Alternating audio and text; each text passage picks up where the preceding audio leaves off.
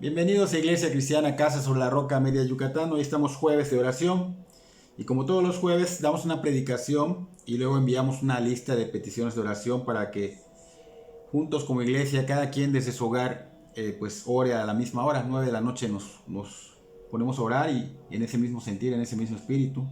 Así que estás invitado, si quieres participar, pues te puedo enviar la lista de peticiones. Nuestro tema que vamos a ver hoy se llama El Evangelio que creen y enseñan los cristianos no es el mismo que el de otros. Repito, el Evangelio que creen y enseñan los cristianos no es el mismo que el de otros. Vamos a orar para que el Espíritu Santo sea quien tome el control. Señor, venimos ante ti, al trono de la gracia, Señor, a reconocer que nada podemos hacer sin ti, Señor. Reconocemos que tú eres nuestro Dios, nuestro Salvador, nuestro único Señor. Y pedimos que el Espíritu Santo sea quien dirija esta predicación, que sea quien toque los corazones, que sea quien dé convencimiento, Señor, porque nosotros no podemos hacerlo, Señor. Eres tú quien puede obrar, quien puede quebrantar, quien puede de alguna manera tocar el corazón de las personas y convertirlos a ti, Señor. Suplicamos y rogamos nos perdones de nuestra iniquidad, de nuestra maldad, de nuestro pecado, Señor, para que no haya estorbo en esta predicación y tú obres con autoridad y poder, Señor. Obra en las personas, Señor, que aún no te conocen. Ten misericordia de ellos. Que este evangelio, Señor, siga llegando a muchos rincones, Señor, a muchas personas, Señor. Y que tu iglesia sea edificada. Te damos toda la gloria, la honra y la adoración en el nombre de Cristo Jesús. Amén y amén. Entonces el tema, dijimos, el evangelio que creen y enseñan los cristianos no es el mismo que el de otros. No es el mismo que el de otros. Y suena fuerte, ¿no? Pero es la realidad. Y esto se menciona porque pues muchas personas han escuchado un evangelio que no es el de Cristo. O sea, es totalmente tergiversado, totalmente manipulado, diluido. Es un evangelio que es light. Y tristemente pues confunden a las personas. Muchas personas no creen necesitar urgentemente el Evangelio del Señor Jesucristo. Muchas personas no creen necesitar ser salvados de una condena. Ellos creen que no hay una condena. No creen que exista esta condena que nosotros mencionamos. ¿Por qué? Porque obviamente han escuchado un evangelio vano, un evangelio totalmente diluido. Así como si fuera light para que la gente pues a lo mejor no se ofenda. Pero el evangelio nos va obviamente a confrontar. Tal vez nos ofenda, pero nosotros hemos ofendido a Dios con nuestra vida toda la vida. ¿Por qué nos puede ofender? Porque vivimos en una naturaleza pecaminosa y todo nos afecta y nos hace daño. Sin embargo, no es ofensivo, pero bueno, nos va a confrontar, eso sí. Entonces, al escuchar la gente que la condena es que cuando mueran ellos terrenalmente o el día que el Señor venga, va a haber un día en que el Señor regrese por su iglesia, ¿no? Si no se arrepintieron y no se convirtieron a Cristo, irán a un lugar de tormento a pagar su condena por los siglos de los siglos. Pues obviamente escuchan esto y dicen, no, eso yo no lo creo. No lo creo, no lo creen. Hay mucha gente que se ríe de esto. Es triste porque pues les espera algo muy fuerte, ¿no? Y no queremos que nadie pase por esto. Muchos se ríen de esta realidad. Es una realidad. Otros la toman como locura. Como locura, nos dicen fanáticos, de hecho dicen eso es un fanatismo. O hay gente que hasta ofende y dice, no, esto es un sectarismo, ¿no? No creen que a los que no se convierten a Cristo les espera un tormento eterno en un lugar terrorífico. Un lugar terrorífico. Y que a menos que busquen el evangelio puro, que es el que estamos ahorita enseñando, y rueguen a Dios Padre para que tenga misericordia de ellos. Fíjate, aquí es una obra trinitaria, para que el Espíritu Santo, que es la tercera persona, abra el entendimiento de las personas que estén escuchando y les dé convicción de este evangelio, que es verdad, para quebrantarlos y humillados rueguen y clamen misericordia, y Dios Hijo, por gracia de Dios Padre, les perdone y justifique, para que puedan ser aceptos por su justicia de Cristo ante Dios Padre. Entonces esto que es prácticamente el Evangelio, no lo creen. No lo creen, no creen que esta sea la obra para ser perdonados y salvados de una sentencia que se va a ejecutar sin poder ser anulada. Es un hecho, es un hecho. No creen que tengan una sentencia que cumplir porque el ser humano pecó contra Dios y condenó a su descendencia. No creen que tengan el ADN en el pecado por herencia de Adán. Ellos solo creen teorías sin fundamentos bíblicos que dicen que el día que mueran, todo terminará para el que murió. Todo se acabó. Es lo que ellos creen. Ellos creen que el cuerpo se va a desvanecer, que se acaba el tacto, el gusto, los sentidos, o sea, todo esto se acaba, que se desvanece lo que es la memoria, los recuerdos. Creen que la conciencia y sus pensamientos van a desaparecer totalmente de esta tierra, de este universo, y por eso no necesitan de Dios. Eso es lo que ellos creen, y debido a esa creencia que ellos tienen, le dan rienda suelta, le dan velocidad a su vida, enfocado en cosas que no son eternas, que son vanas, que son libertinaje. Viven pues, en un estado que realmente es vano, que no trae realmente felicidad eterna, sino momentánea. Viven como les plazca, un ritmo de vida muy fuerte, disfrutan lo que pueda venir en el día a día, buscan propósitos pues que no tienen un fin bueno, buscan la felicidad en cosas que son superficiales. Su vida se ve envuelta totalmente en lo carnal, en lo pecaminoso. O sea, ellos viven envueltos en placeres momentáneos hasta que sus vidas se apaguen según ellos, ¿no? Entonces otros creen que mueren y sus almas andan vagando por el mundo espiritual como fantasmas y que se dejan ver a veces por las personas y que ahí están mucho tiempo hasta que alguien o algo los libere y vean la luz según ellos, ¿no? Y vayan al cielo. Mucha gente cree esto. Otros creen que pueden reencarnar. Pues tengo oportunidad de reencarnar en otra persona y hacer mi vida mejor. La pasada la hice mal, pero ahorita la puedo hacer mejor, ¿no? O hay quien dice, bueno, voy a reencarnar pero en un animal, ¿no? Piensan que en un animal, ¿no? Otros creen en otro evangelio que no es el de Cristo, que dicen que sí hay un Dios. Y mencionan al Señor Jesucristo y mencionan la Trinidad, pero que no hay un solo Salvador. Ellos dicen que hay varios salvadores, que hay varios corredentores y que no hay que hacer nada de lo que nosotros los evangélicos estamos diciendo, porque los cristianos nosotros somos evangélicos, que no hay nada que hacer de eso, solo debes de reconocer que hay estos varios corredentores y que puedes venerarlos y prenderles veladoras y hacerles rezos, porque cuando mueras, pues por lo que hiciste y por lo que los vivos hagan por ti, tus parientes, ¿no? Pues es que tú irás al cielo. Otros sí creen en el infierno, pero que pocos son los que van a ir allá. Pocos son solo aquellos que son lo más vil y menospreciado del mundo, aquellos que son malos, asesinos, violadores, presidiarios, o sea, la lacra de la sociedad, y que ellos, como no han cometido un delito como este tan grave, pues ellos viven vidas estables, sí han tenido sus pequeños problemas, pero comparados a esto no es nada. Entonces, como han llevado una vida más o menos llevando a sus hijos, sobrellevan esto, no se meten con nadie, ellos se consideran aptos para ir al cielo porque ellos de alguna manera han cumplido con lo que se les ha encomendado por los padres, ¿no? De que sean generosos, que sean caritativos, que sigan las instrucciones de su religiosidad. Entonces han cumplido en reconocer que hay un Dios y han cumplido pues en que recuerdan que siempre hay que ser generoso, caritativo y bueno, porque por estas buenas obras, pues de esa manera ellos pueden ganar un lugar allá, un pedacito de cielo, ¿no? Y así mucha gente cree esto, y así como estas hay muchas más enseñanzas que están erradas, que no tienen un fundamento bíblico, y pues el ser humano debe saber que él fue diseñado para creer solamente en Dios y para adorar solamente a Dios, y hay maneras de cómo creer y maneras de cómo adorar, pero lamentablemente el ser humano se desvía de creer lo que la Biblia dice que deben de creer. Ellos no se enfocan en la Biblia, se enfocan en lo que la gente dice o tergiversa. Pero Dios, por su misericordia y amor, inspiró a algunos hombres llenos del Espíritu Santo. ¿Para qué? Para escribir este manual de vida. para escribir esta Biblia.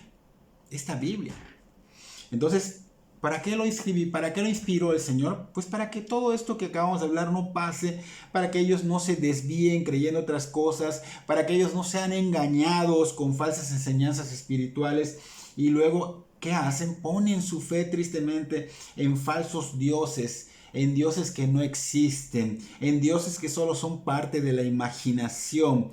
Por esas múltiples razones y otras muchas más, pues es que necesita la humanidad, y es de gran importancia, necesita urgentemente que el ser humano conozca la verdad de Dios, conozca el Evangelio. ¿Y qué es el Evangelio, no?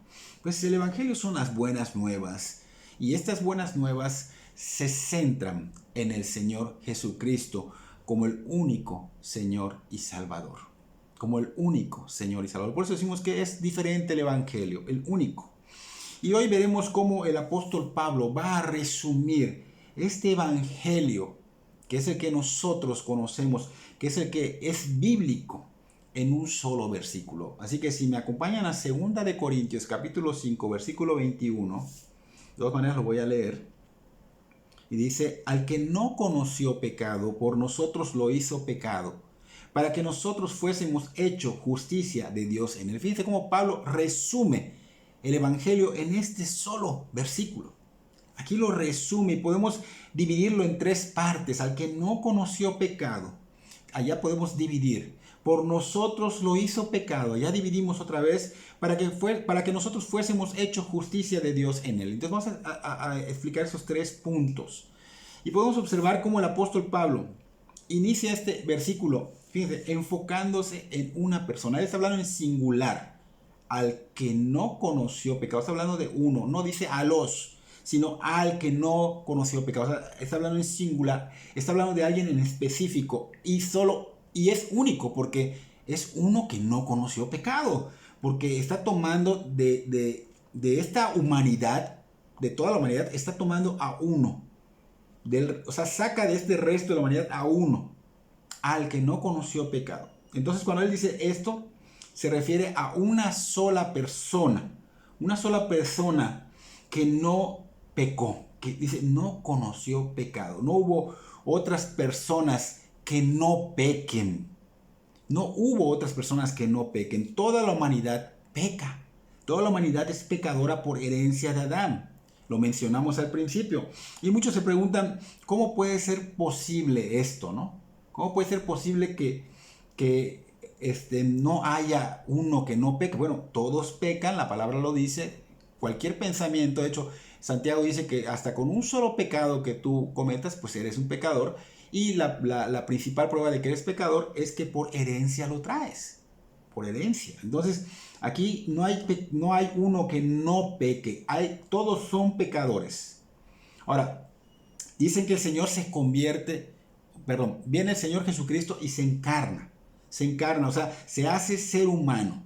Y muchos preguntan, bueno, si el Señor Jesucristo encarnó, se hizo ser humano, ¿no heredó ese pecado de Adán? Entonces, esta es una buena pregunta. Entonces, el apóstol Pablo acá está diciendo que él no conoció pecado. ¿Por qué? Porque él nació sin pecado. Y esto es una obra sobrenatural.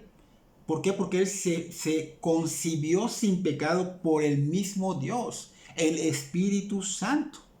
El Señor Jesucristo no puede tener pecado, no puede tener mancha alguna. Él es el Dios glorioso y majestuoso, quien vino a encarnar este mundo, pero no con nuestra naturaleza pecaminosa. Y por eso vamos a ir a Lucas, capítulo 1, versículo 35, que dice, respondiendo el ángel le dijo, el Espíritu Santo vendrá sobre ti, y el poder del Altísimo te cubrirá con su sombra, por lo cual también el santo ser que nacerá será llamado Hijo de Dios. Entonces aquí estamos viendo la obra que hizo que el Señor no nazca con pecado.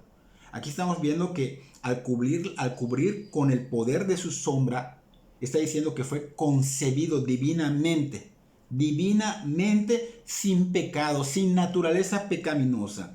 Entonces Pablo nos está diciendo en 2 Corintios 5:21 que al que no conoció pecado, está diciendo acá Pablo, que él está prácticamente reforzando esto que acabamos de decir, que hubo una genuinidad humana, pero que fue de una manera sobrenatural.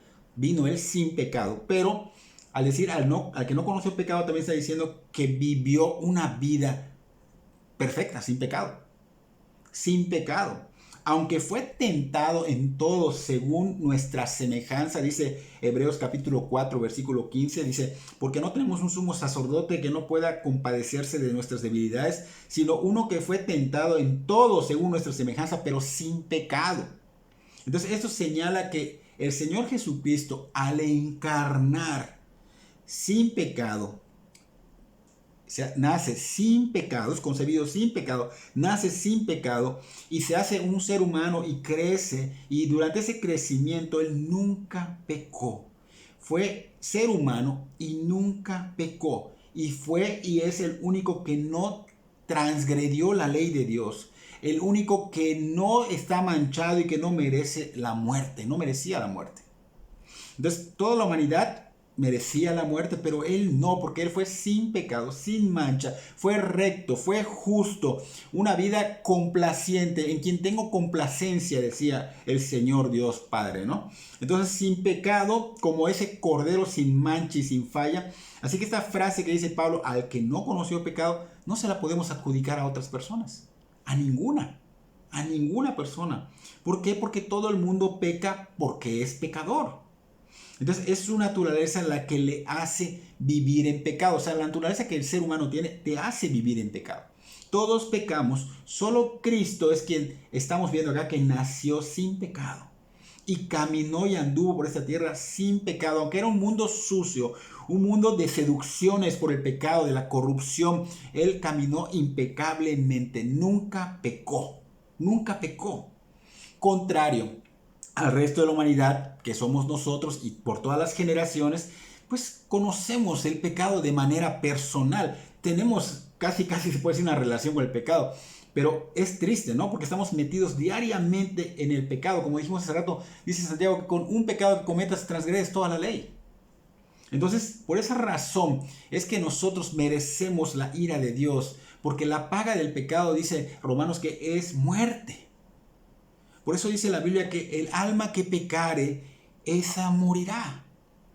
Por eso Pablo en el versículo anterior de 2 de Corintios 5:21, o sea, el versículo 20 al final, dice, reconciliados con Dios, reconciliados con Dios. ¿Por qué? Porque tenemos una condición espiritual totalmente terrible ante Dios. Estamos totalmente perdidos, no tenemos oportunidad alguna. Nuestro pecado nos ha puesto en una condición de enemistad con un único Dios verdadero. Estamos en guerra, en pugna con Él. Y Él es santo, Él es justo. Y por ser santo y justo es que nos tiene que condenar. Tiene que ejecutar esa sentencia. Y esa sentencia, dijimos hace rato, que es cuando mueras, pues vas a ir a un lugar a pagar por la eternidad, a sufrir por la eternidad. Entonces estamos perdidos, la humanidad, hemos transgredido la ley, le faltamos al Señor, ofendemos al Señor con nuestra propia, solo con nuestra naturaleza, pero también con nuestra manera de vivir. ¿Por qué? Porque tenemos relación con el pecado, estamos en pugna contra Dios. Y Pablo dice después de decir al que no conoció pecado, dice, por nosotros lo hizo pecado. Esa es nuestra segunda frase que vamos a explicar de 2 Corintios 5:21. Entonces acá dice, por nosotros lo hizo pecado. O sea, al que no conoció pecado, por nosotros lo hizo pecado. Entonces nosotros, por nosotros, el Señor está recibiendo algo que no debe recibir Él.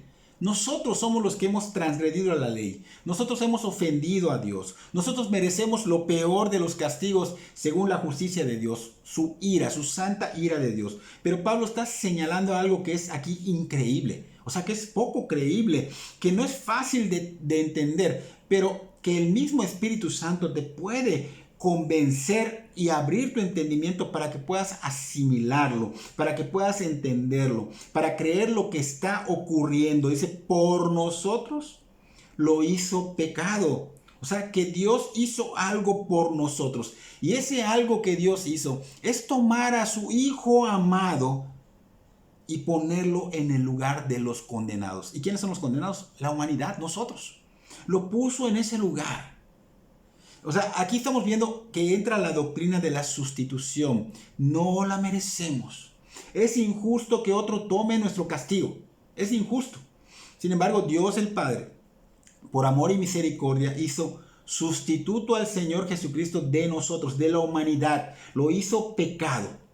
Ahora, tenemos que tener cuidado acá porque esto no quiere decir que Cristo haya recibido internamente el pecado, o sea, que haya entrado el pecado en él. No, no, él no se convirtió en ese pecador. Lo que Pablo está diciendo acá es que la culpa que tenemos nosotros por pecar contra Dios se la adjudicaron a él. Se la adjudicó como si estuvieras confundiendo al culpable con alguien, ¿no? Pero no hay confusión, sino que fue sustituto.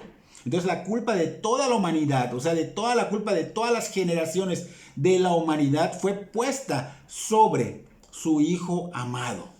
O sea que el Señor Jesucristo prácticamente fue tomado como el culpable que violó su ley. Y él no violó su ley. Y fue crucificado como si fuéramos nosotros. Dios Padre crucificó a su Hijo por tomar nuestro lugar, o sea, por haber sido sustituto de nuestro pecado. Dios Padre hizo al Señor Jesucristo un sacrificio de pecado. Dios Padre hizo al Señor Jesucristo una expiación por nuestro pecado. De hecho, Isaías 53:6 dice: más Jehová cargó en él el pecado de todos nosotros. Aquí está claro. Entonces, el Señor Jesucristo sin pecado, sin transgresión de la ley, con inocencia, una persona recta que cumplió todo, sin mancha, sin embargo, por voluntad propia, fue vestido de esas prendas sucias nuestras del pecado. Entonces, Dios Padre, sin compasión, derrama toda su ira en la cruz del Calvario. No solo es lo que viste en la cruz, hay cosas que no se vieron que recibió el Señor Jesucristo. Él recibió todas las culpas, maldiciones y todo lo que no se vio espiritualmente, Él lo recibió. Fue aplastado, fue molido por nuestros pecados. Entonces, el Señor Jesucristo, sin tenerla ni de verla, Él toma nuestro lugar, por voluntad propia es vestido y sin compasión recibe la ira que merecíamos nosotros sobre su Hijo amado, y lo hace sin compasión, sin piedad. ¿Por qué sin compasión? Porque es un Dios santo, es un Dios justo, entonces no puede ser condescendiente con el pecado, ni puede ser un juez corrupto. Entonces Él es recto y santo, así que tiene que descargar toda su ira, o sea, el castigo que se merece tuvo que ser descargado a Cristo. A Cristo, así que Cristo fue el sacrificio aceptable. ¿Por qué fue aceptable? Porque Él estaba sin mancha, Él estaba sin pecado, por eso fue válido. Él cumplió la ley a la perfección.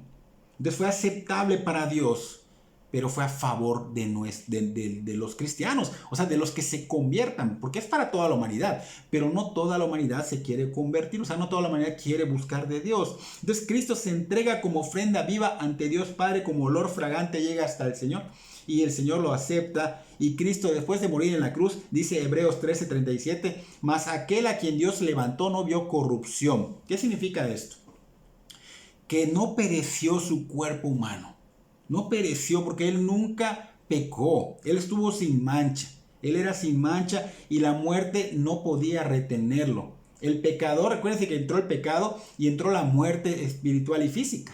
Entonces Él no, porque Él nunca pecó. Aunque tomó el lugar del pecador, pero Él nunca estuvo adentro del pecado. Entonces Él no pecó, pero no pudo ser retenido porque no era un pecador. Y al tercer día dice que resucita. El Espíritu Santo lo levanta y está a la diestra de Dios Padre, donde ahora Él está intercediendo por nosotros.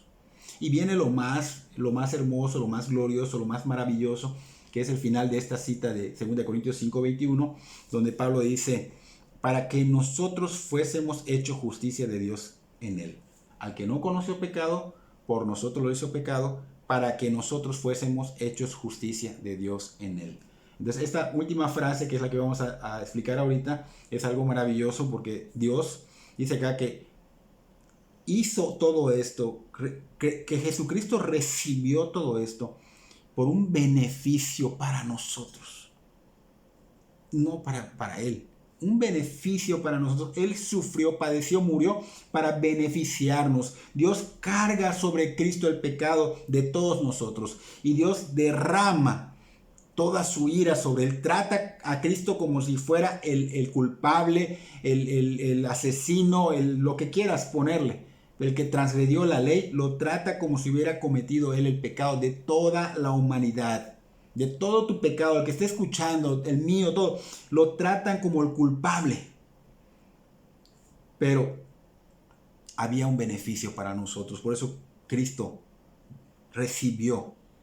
Y Dios Padre por eso también derramó la ira que merecíamos. Y es por esa ira que Cristo recibe en la cruz, que ahora nosotros podemos ser justicia de Dios en él. Que ahora Dios nos trata como si fuéramos justos, como si viera a Cristo. ¿Por qué? Porque su justicia está en nosotros. La ha puesto en nosotros. Entonces nos trata como si fuéramos justos, rectos, santos, como si hubiéramos vivido la vida que Cristo vivió en la tierra. Pues así nos ve, santos como Cristo. Esto es lo que significa que fuimos hechos justicia de Dios en Cristo. Entonces, yo quiero que analices todo esto que te estoy diciendo y preguntarte si estás palpando realmente lo que Dios, la Trinidad, porque es una obra trinitaria. Si estás viendo lo que Dios, estás palpando el amor de Dios, lo que Dios hizo por ti, el motivo por el cual vino, el motivo por el cual dio su vida y recibió el castigo. Si estás palpando todo esto, esto debería de traerte un quebrantamiento. Esto debería, el Espíritu Santo, Dios quiera que esté orando por ti, porque oramos para que ore por ti. Entonces, cuando un cristiano está viviendo su vida normal, Dios ve a ese cristiano como un hombre justo, como un hombre justo, como un hombre perfecto, como un hombre santo. Son santos, aunque mucha gente no lo cree, pero la Biblia dice que cuando tú eres convertido, tú eres un santo. ¿Qué significa esto? Apartado para Dios, y que tienes la justicia imputada de Cristo. Entonces, nos ve así, ¿por qué? Pero es que esos son tremendos pecadores. Bueno, sí, realmente los cristianos pecamos día a día. Pero nos ve así no por nosotros, sino por la obra de Cristo y porque nosotros estamos en Cristo, porque nos hemos arrepentido, porque hemos rendido nuestra vida a Cristo. Entonces Cristo ha imputado en nosotros su justicia, ha hecho una obra regeneradora. El Espíritu Santo nos cambió por dentro y empieza a fluir por fuera. Empieza a verse que hay ese cambio, que somos nuevas criaturas, que estamos vestidos de la justicia de Cristo. Y por eso el Señor Dios Padre nos ve justos, perfectos y santos, porque tenemos esa vestimenta de la justicia de Cristo. Es por esa razón, no porque nosotros seamos muy buenos, no, nosotros somos pecadores. Es más, hay personas que moralmente son más buenas que hasta nosotros los cristianos, pero no en eso se ve la salvación. O sea, la salvación va a traer obras de fe, va a ser prácticamente un resultado, una consecuencia, pero lo principal es que seas salvo, no las obras para conseguir la salvación, porque esto ya sería herético. Entonces el cristiano sigue día a día tratando, luchando para no pecar, pero cae porque hasta el que no sabe hacer lo bueno se le toma por pecado. O sea, el que sabe, que es bueno y no lo hace, se le toma por pecado. Entonces, en todo momento estamos pecando. Pero a diferencia del cristiano, a la otra persona, que el cristiano no practica el pecado constantemente y batalla para no caer. Y cuando cae se arrepiente, le pide perdón a Dios y se esfuerza para no caer. Entonces el cristiano, aunque sigue pecando, pero Dios lo ve obviamente como mirando a su hijo, porque tiene la justicia imputada de Cristo. Y ahora te pregunto, ¿puedes ver por qué son buenas noticias? ¿Por qué son las buenas nuevas? ¿Puedes ver lo glorioso y maravilloso que Cristo está haciendo por todos los seres humanos? Porque aún sigue la gracia siendo derramada, o sea, la oportunidad de ser salvo. Él está haciendo esto por todas las personas, solo que las personas no quieren volver a Dios. Entonces hay que ver lo glorioso, lo maravilloso que Cristo hizo por todo ser humano, inmerecedor de dar la oportunidad y de salvar, porque muchos ya son salvos, muchos ya son cristianos. Pero el que no ha rendido su vida, el que no tiene fruto, no lo es. Entonces Dios juzgó a Cristo en nuestro lugar para que pudiera vernos justos en Cristo. Y este es el mensaje que estamos viendo en toda la Biblia, pero ahorita lo tenemos resumido. Pablo lo resume en 2 Corintios capítulo 5, versículo 21. Ahora, esto no es suficiente para que caigas rendido y quebrantado a los pies de Cristo, para que te arrepientas en fe. ¿No es suficiente? Que Dios obre en ti para que puedas ver la magnitud de tu culpa, de tu pecado, para que veas de qué te salvó el Señor Jesucristo y la magnitud de la obra que Él hizo. Entonces Pablo dice que si creemos en estas noticias que estamos dando, si creemos de corazón, no solo es un creer intelectual, consciente, no, es un creer de corazón. Yo te voy a explicar cómo se va a dar esto. Si creemos en estas buenas nuevas y si confesamos, realmente creemos y de veras, de alguna manera con nuestra vida y con nuestra boca estamos diciendo que creemos esto y que Él es nuestro Señor, que Él es nuestro Salvador, pero que solo Él, que creemos en este evangelio, porque el Espíritu Santo te va a convencer de este evangelio, no de otros. Entonces, cuando creamos esto, creamos que por su muerte y su resurrección Él hizo posible la redención del ser humano. Hoy la promesa, no solo hoy, pero bueno, está abierta la promesa de que recibiremos vida eterna. Esa vida eterna que Él da. Él es la vida, Él es la verdad, Él es el camino. Entonces, este no es el mismo evangelio que otros profesan. Este es el verdadero evangelio del Señor Jesucristo. Y si tú estás creyendo lo que estamos ahorita predicando, si tú creíste y te estás quebrantando y te estás arrepintiendo, es porque el Espíritu Santo está obrando en ti. Y si está obrando en ti, pídele que te perdone, clámale y ruégale que te perdone. El Señor va a hacer la obra. Pero esa obra, cuando es hecha, trae evidencia. Debe haber una evidencia de que Dios está haciendo o hizo la obra en ti. Porque Él la hace, no el ser humano. No nosotros decimos, haz esta oración, repite esto que te voy a decir y tú ya eres salvo. Eso es una equivocación. Es una doctrina herética. Hay que tener cuidado porque mucha gente dice, recibieron a Cristo 30, 50, 100, 1000, 5000 en estadios, 20,000. No. Tú de esos 20,000, 3 o 4 a lo mejor sí se convirtieron. Porque los demás obviamente solo repitieron una oración. No se trata de eso, se trata de que realmente clamemos, roguemos, escuchemos y va a venir la fe por el escuchar la palabra de Dios pura. El evangelio puro, este evangelio. Entonces esto Dios hace la obra, no nosotros, no el ser humano. Entonces debe haber una prueba de que esa obra la hizo Dios. Debe haber también en ti una certeza para no caer en el engaño, creyendo que eres salvo y resulte que no lo eres porque no hay evidencia, no hay fruto. No hay fruto. Y si recordamos a aquellos escribas principales sacerdotes del concilio religioso del Sanedrín, ellos eran falsos y se supone que eran los religiosos. O sea, los que tenían una relación con Dios, los que eran hijos de Dios. Pero el Señor dice que eran hipócritas. Y si vamos a Mateo capítulo 2, versículo 1 al 11, dice, cuando Jesús nació en Belén de Judea en días del rey Herodes, vinieron del oriente a Jerusalén unos magos diciendo, ¿dónde está el rey de los judíos que ha nacido? Porque su estrella hemos visto en el oriente y venimos a adorarle. Oyendo esto el rey Herodes se turbó, dice, y toda Jerusalén con él. Se turbaron, fíjense. Y convocados todos los principales sacerdotes y los escribas del pueblo, les preguntó dónde iban a nacer el Cristo. Herodes se los pregunta a ellos.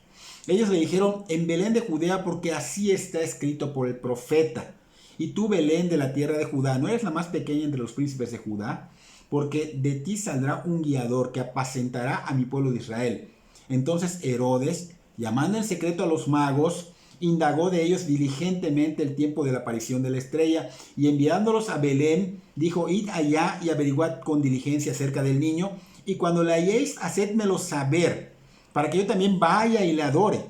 Ellos, habiendo oído al rey, se fueron, y aquí la estrella que habían visto en el oriente iba delante de ellos, hasta que llegando se detuvo sobre donde estaba el niño. Y al ver la estrella se regocijaron con muy grande gozo, y se postraron, dice, y al entrar a la casa vieron al niño con su madre María, y postrándose lo adoraron a él, lo adoraron, y abriendo sus tesoros le ofrecieron presentes, oro, incienso y mirra. Vamos a llegar hasta acá. Estamos viendo, estos magos no eran magos, eran sabios, pero se les decía magos, astrólogos. porque ellos estudiaban los astros, ¿no? Las estrellas, todo, ¿no? Entonces ellos supieron por el estudio de las escrituras, porque ellos estudiaban las escrituras, que el Mesías, o sea, el Salvador de la humanidad, iba a nacer. Y cuando iba a nacer, iba a haber una señal para ellos, o sea, las estrellas, ¿no? Entonces llegaron hasta Jerusalén, estos magos que son sabios, porque ellos vieron esa estrella y creyeron en lo que las escrituras decían, y esa estrella los guió hasta allá, hasta Jerusalén, y llegaron a donde estaba el rey Herodes, y Herodes obviamente no sabía ni qué le estaban diciendo, o sea, se turbó.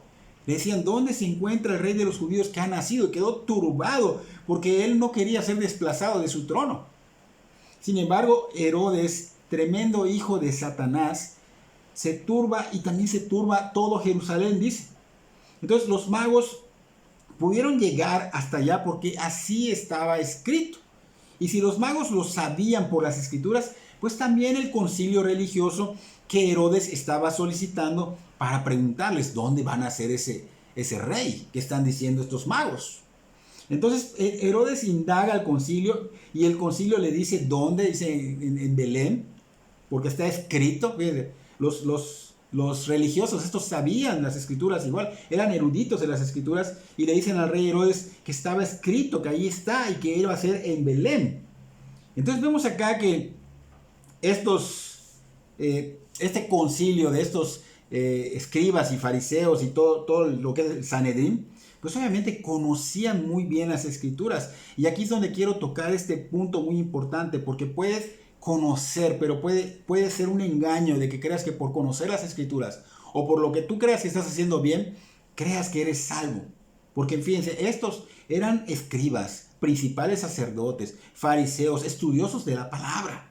Se puede decir que la autoridad máxima espiritual en ese lugar, ¿no? Entonces cualquiera pensaría que ellos son hijos de Dios, porque conocen las escrituras, porque visten muy así como religiosos, y cualquiera diría que ellos son salvos y que si ellos mueren se van con el Señor, pero no es así, no es así. Ellos según creían, ellos eran la autoridad espiritual en ese lugar, porque eran los que tenían las escrituras, conocían las escrituras, pero eso no demostró que en verdad creyeran de corazón.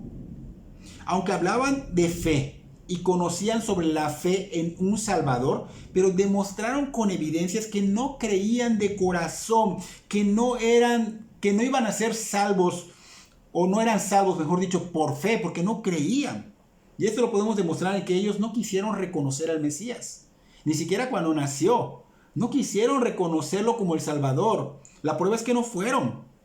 No creyeron que necesitaban ser salvados por el Rey.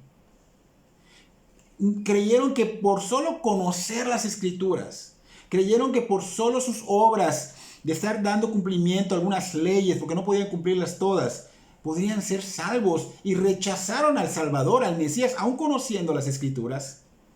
Entonces, si estas personas que eran los eruditos, pues no fueron salvos, y tú que no conoces las escrituras, entonces a estos no les importó conocer al Señor, que a ti te importe. Ellos de alguna manera no fueron a adorarle como fueron los magos. Tú debes buscarlo para empezar a adorarlo. No lo adoraron en acción, yendo, que vayan como estos magos. No se rindieron a Él. Pasa hoy día. Muchos saben de las escrituras, muchos saben que el Señor vino, muchos saben que el Señor murió en la cruz del Calvario en lugar del pecador y que resucitó para dar redención, como acabamos de ver en 2 Corintios capítulo 5, versículo 21, pero no buscan a Dios, no caen rendidos a sus pies, no corren hacia Él como estos magos que no les importó, ellos fueron. Entonces así debes de buscar el Evangelio y buscar diligentemente al Señor con esa intención de tener un encuentro con Él lo más rápido posible, porque si mueres mañana y mueres sin Él, hay una sentencia que se va a cumplir, y ya la dijimos. Entonces hay que buscar a Dios, porque Él es el único que puede quitar el pecado. Que el Cordero ya se quita el pecado del mundo, el único que puede quitarlo. No está de pantalla esas palabras. Realmente es el único que puede quitar el pecado del mundo, el pecado tuyo, personal, porque es personal. Entonces hay que buscar para que nos perdone, hay que buscarlo diligentemente, no con poca importancia, sino con toda la importancia, es lo más importante que cualquier otra cosa. Porque si no vas a parecerte a esos religiosos del tiempo de Herodes. De hecho, es muy triste ver que el mismo Herodes, aunque quiso engañar a los magos diciéndole que cuando lo encuentre, ¿qué? Vengan a decirme para ir a adorarle también. Pero estamos viendo que Herodes, un inconverso, un gentil, ni siquiera era judío, sabía que cuando naciera este rey, había que adorarlo, había que postrarse y adorarlo, había que ir a adorarlo, salir a adorarlo. Aunque él no lo fuera a hacer, pero él sabía muy bien lo que había que hacer cuando el Mesías viniera. Pero hoy día la humanidad sabe que Cristo nació, sabe que Cristo murió en la cruz del Calvario, pero no lo buscan como debe de ser, no lo buscan como Dios manda, se acomodan las escrituras para no ir como los escribas y los principales sacerdotes que vivían un engaño, no buscan al Señor como Dios está diciendo en su palabra.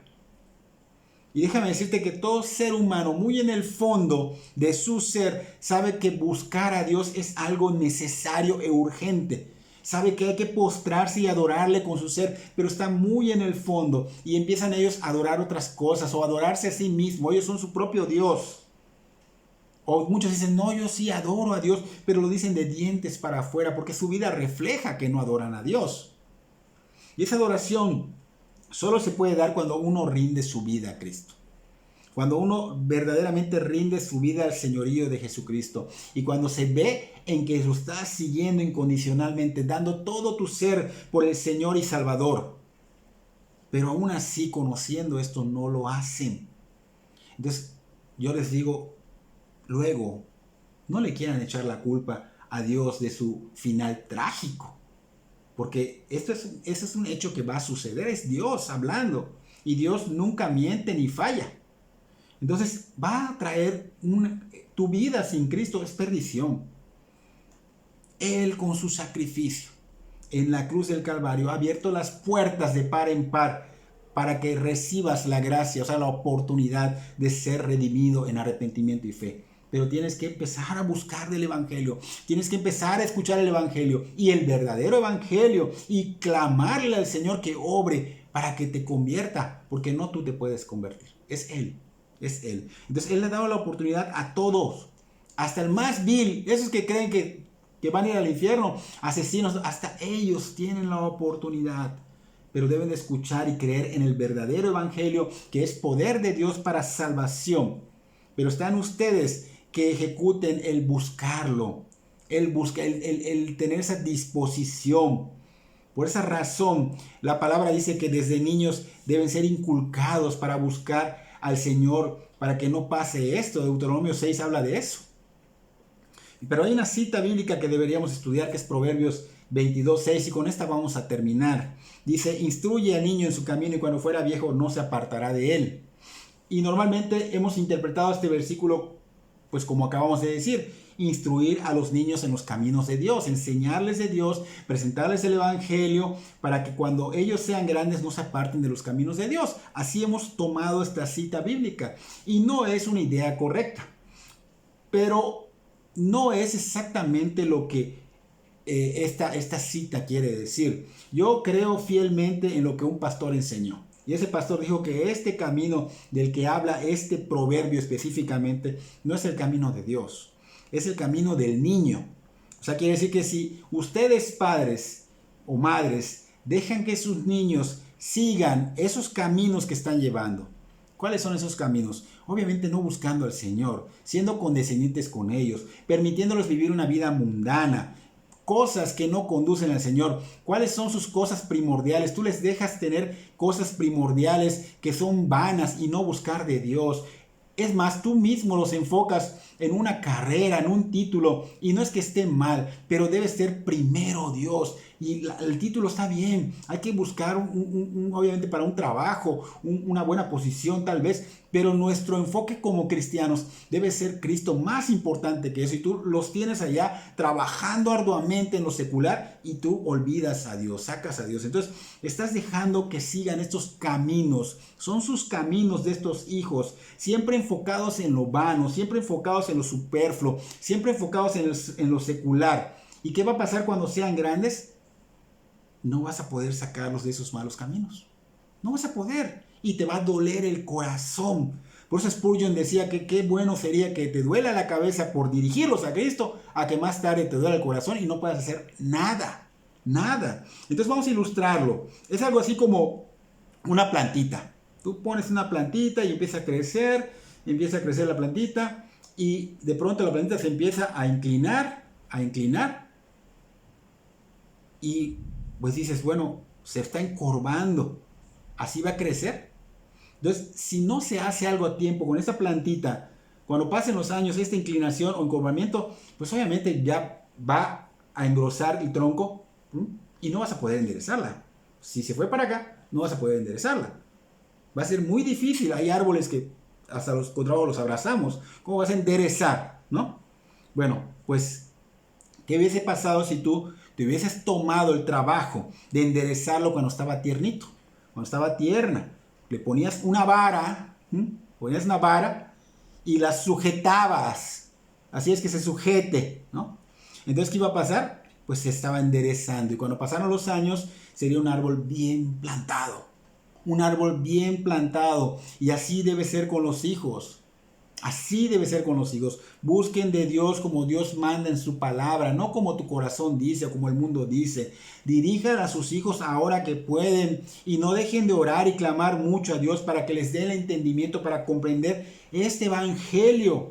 Porque Pablo dice que creyendo lo que Dios acaba de enseñar con su palabra, Dios promete y garantiza que serán salvos por él.